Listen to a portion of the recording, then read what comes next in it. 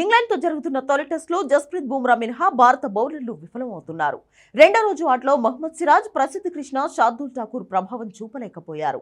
రెండో రోజు ఆట మొత్తంగా ఇంగ్లాండ్ 3 వికెట్లు కోల్పోయింది. ఈ వికెట్లన్నీ కూడా బుమ్రానే తీయడం గమనార్హం.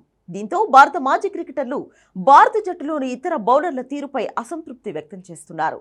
బుమ్రాకు సహకరిస్తూ ఇంగ్లాండ్ బ్యాటర్లపై ఒత్తిడి తేవాలని సూచిస్తున్నారు. ఇదే అంశంపై టీమిండియా మాజీ హెడ్ కోచ్, మాజీ ప్లేయర్ రవిశాస్త్రి మాట్లాడారు. మహ్మద్ సిరాజ్, ప్రసిద్ధ్ కృష్ణ, శార్దూల్ ఠాకూర్లు ఒక్క వికెట్ కూడా తీయకపోవడంపై తీవ్ర అసంతృప్తి వ్యక్తం చేశారు. ఇంగ్లాండ్లోని పరిస్థితుల్లో వారు రాణించాల్సిన అవసరం ఉందని పేర్కొన్నారు. ఇక ఇంగ్లాండ్ మాజీ క్రికెటర్ నాసర్ హుసేన్ కూడా ఇదే అభిప్రాయాన్ని వ్యక్తం చేశాడు.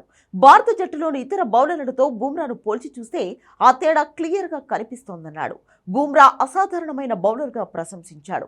రెండో రోజు ఆటలో క్యాచ్లు విడిచిపెట్టకపోతే అతని ఖాతాలో మరిన్ని వికెట్లు పడేవన్నాడు. కాగా హెడింగ్లీ టెస్ట్ రెండో రోజు ఆటలో జస్ప్రీత్ బుమ్రా 13 ఓవర్లు వేసి 48 పరుగులు ఇచ్చి 3 వికెట్లు తీశాడు. మిగతా బౌలర్లంతా 36 ఓవర్లు వేసి 154 రన్స్ సమర్పించుకున్నారు.